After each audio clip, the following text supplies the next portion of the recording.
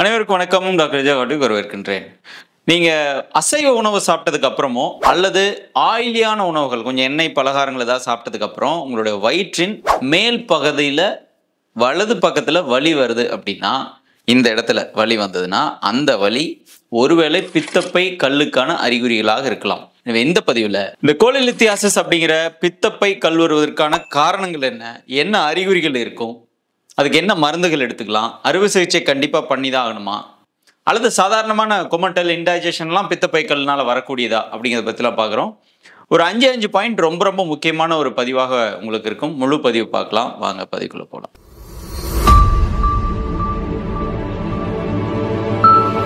பித்தப்பை கல் அல்லது கோலிலித்தியாசிஸ் அப்படிங்கிறது இன்னைக்கு சாதாரணமாக ஒரு மெடிக்கல் செக்கப்புக்காக ஒரு ஸ்கேன் பண்ண போனால் கூட அவங்களோட ரிப்போர்ட்டில் பித்தப்பையில் கல் இருக்குது அப்படின்னு வரதை பார்க்குறோம். ஃபேட்டி லிவர் எப்படி நிறைய பேருக்கு வருதோ அதே மாதிரி இன்னைக்கு பித்தப்பை கல்கள் வந்து ஏராளமான நபர்களுக்கு வருது. அதில் 2 விதமான ஸ்டேஜஸ் பார்க்குறோம். ஒன்று சிம்டமேட்டிக், அதாவது தொடர்ச்சியான வலி இருக்கிறது, தொந்தரவு கொடுத்துட்டே இருக்கிறது.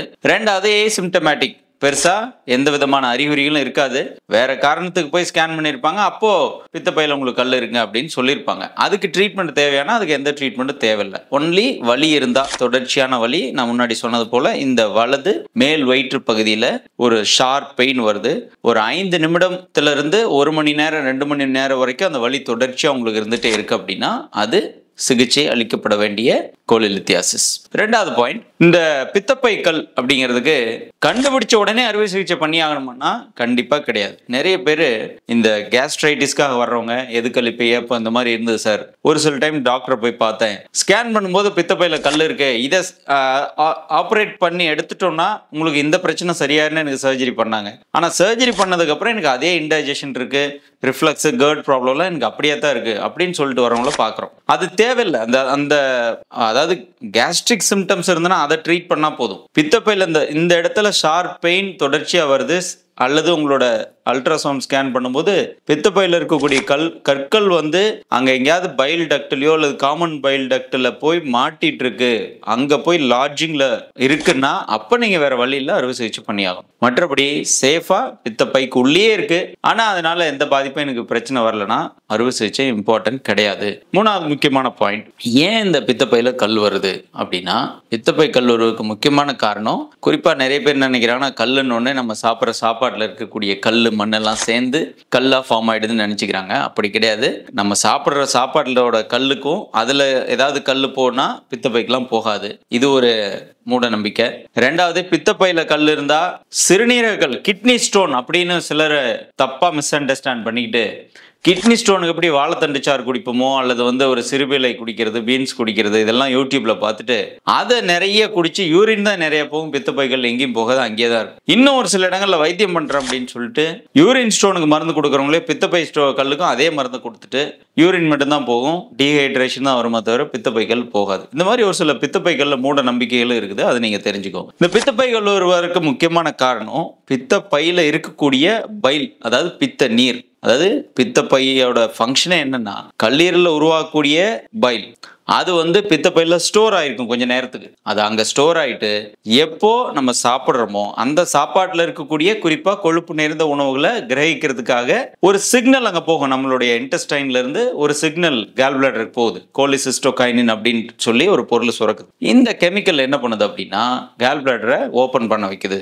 ஓப்பன் பண்ணி கேல் பிளாடரில் ஆல்ரெடி ஸ்டோர் ஆயிருக்கக்கூடிய பித்த நீரானது பைல் டக்ட் வழியா நம்மளுடைய முன் சிறுகுடல் பகுதிக்கு வரும். வந்ததுன்னா நம்ம சாப்பிட்ற சாப்பாட்டில் இருக்கக்கூடிய கொழுப்பு துகள்கள், பெருசாக இருக்கிற கொழுப்பு மூலக்கூறுகளை சின்னதாக உடைத்து ஈஸியாக டைஜஸ்ட் ஆகிறதுக்கு, அப்சார்வ் ஆகிறதுக்கு ஏதுவாக இந்த பைல் வந்து கொழுப்புகளை அதாவது டைஜஸ்ட் பண்ணுது, எமல்சிஃபிகேஷன் பண்ணுது. இதுதான் இந்த கேல் பிளாடருக்கான வேலை. இது தவிர கேல் பிளாடருக்கு வேற எந்த மேஜர் ஃபங்க்ஷன்ஸும் கிடையாது.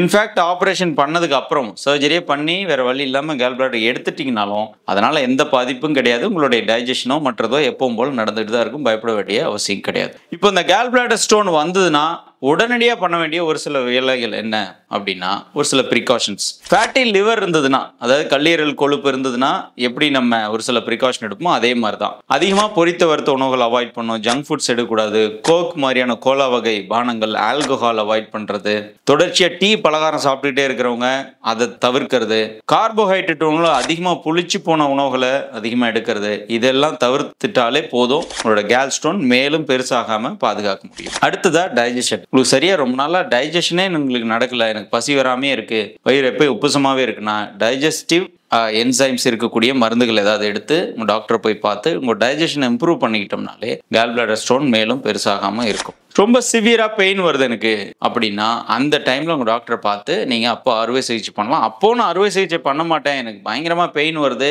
அது டாக்டர் சொல்லிட்டாங்க பண்ணி ஆகணும், உங்களோட அந்த நெக்ல கேல் பிளாடர் நெக்ல அல்லது டக்டில் வந்து கல் மாட்டிட்டு இருக்குங்க, எடுக்கணும்னு அறிவுறுத்தியும் சர்ஜரி பண்ணாமல் இருக்கக்கூடாது, கண்டிப்பாக பண்ணணும். அப்படி பண்ணாமல் விட்டோம் அப்படின்னா அது கேல் பிளாடர்ல ஒரு சில காம்ப்ளிகேஷன் வர வைக்கிறதுக்கு வாய்ப்பு இருக்குது.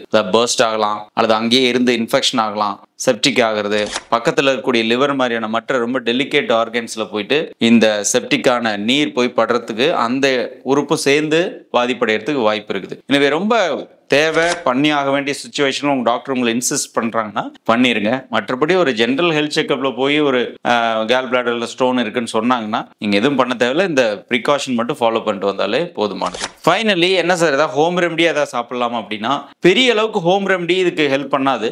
ஆனா ஒரு சில என்சைம்ஸ், அதாவது அந்த பித்த பையில இருக்கக்கூடிய கல் வந்து ரொம்ப ஹார்டா இருக்குது, அதை கொஞ்சம் சாஃப்ட் பண்ணி அங்க கொஞ்சம் டிசால்வ் பண்ண உதவி செய்யக்கூடிய ஒரு சில என்சைம்ஸ் நீங்க ஃபாலோ பண்ணலாம். அதுல குறிப்பா லெமன் பிளஸ் வந்து ஆலிவ் ஆயில், ஒரு 100 ml ஹாட் வாட்டர்ல ஒரு ½ லெமன், ஒரு 2 டீஸ்பூன் ஆஃப் ஆலிவ் ஆயில் போட்டு எம்டி ஸ்டமக்ல குடிச்சிட்டு வரலாம். இது கூட லெமன்ங்கிறதுனால ஆல்ரெடி அல்சர் சம்பந்தமா எதுவும் இல்லாதவங்க தான் இந்த மாதிரி என்சைம்ஸ் அல்லது இந்த மாதிரி சிட்ரிக் ஆசிட் காம்பினேஷன்ஸ் எடுத்துக்க முடியும். இதை கொஞ்சம் ஒரு 7 to 14 days கொஞ்சம் எடுக்க முடியும் அப்படின்னா கொஞ்சம் உங்களோட கேல் பிளாடர் இருக்கக்கூடிய ஸ்டோன் சாஃப்ட் ஆகிறதுக்கு வாய்ப்பு இருக்குது. இது தவிர நம்ம ஃபேட்டி லிவருக்கு எப்படி கர்சாலை கற்பமோ அல்லது வந்து கீழானெல்லாம் பயன்படுத்துகிறோமோ அந்த மாதிரி உங்கள் டாக்டரை போய் பார்த்து, ஒரு சித்தா ஆயுர்வேத டாக்டர் லோக்கலில் பார்த்து கேல் பிளாடர் ஸ்டோனுக்காக மருந்தாக வருது, டானிக் சிரப் ஃபார்மில் வருது, டேப்லெட் ஃபார்மில் வருது, ஒரு 3 to 6 months நீங்கள் எடுத்துகிட்டு வரலாம். மேலும் கல் பெருசாகாமல் இருக்கும், அல்லது கொஞ்சம் சின்னதாக உடஞ்சதுன்னா ஈஸியாக வெளியே வரதுக்கு ஏதுவாக இருக்கும். ரொம்ப தீவிரமாக அதை இதையும் குடிக்க வேண்டிய அவசியம் இல்லை. ஏன்னா அப்படி குடிக்கும்போது கல் வந்து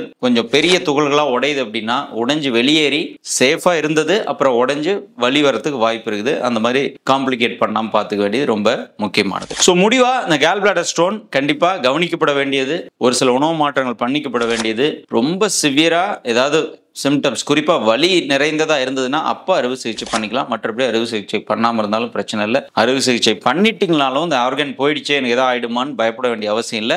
கேல் பிளாடர் தனியா எந்த வேலையும் செய்யறதில்ல. கேல் பிளாடர் இருந்து எந்த சுரப்புகளும் சுரக்கிறது கிடையாது.